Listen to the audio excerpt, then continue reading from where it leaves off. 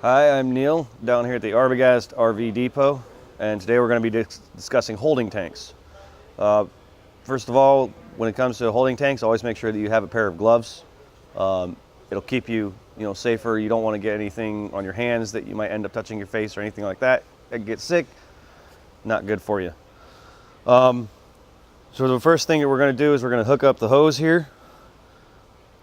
Just so that you know, here at Arbogast, when you purchase a unit, you don't necessarily get a hose, but we do have great starter kits and starter hoses and things like that in our parts department. So you talk to your salesman about that if you do decide to come in here and get that going. Hooking up your hose is really easy. You have your little clips here, and then you're also going to have your hooks on the dump valve itself. You're just going to pop it on there, twist it on, make sure that it's nice and tight. Otherwise it will leak, and you don't want that either. This end is going to go into the receptacle wherever it's at. Some campsites will have their own dump site.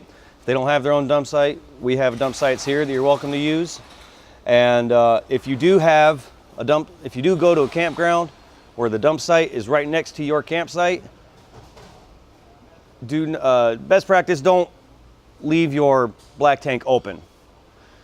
Every time you flush your toilet, the water will come out and the matter will stay inside that tank. And that can build up, it can dry out and harden, and it'll mess up your sensors, and you don't want any of that to happen.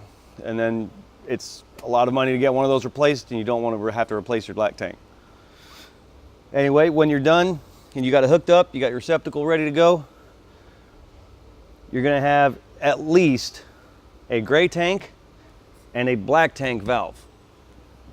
Most times they'll be color coded, not all the time, but most times they will be color coded. The best practice for dumping your tanks is to dump your black tank first. So you're going to pull your black tank valve out here, and you're going to wait for that to get completely empty. Once that's completely empty, then you're going to pull your gray tank. What that does is that helps to flush out some of the matter that gets left behind in your valve itself from when the black tank emptied. After you're done, you just wait for it to be completely done draining. Once you're done, you're just going to close your valves again in no particular order, and you're ready to go. You're just going to twist and pop your hose off. Make sure you hold it up, because there might still be something in there. And then, lift it straight up, make sure that it's straight so that anything left in your hose gets dumped into the dump site itself.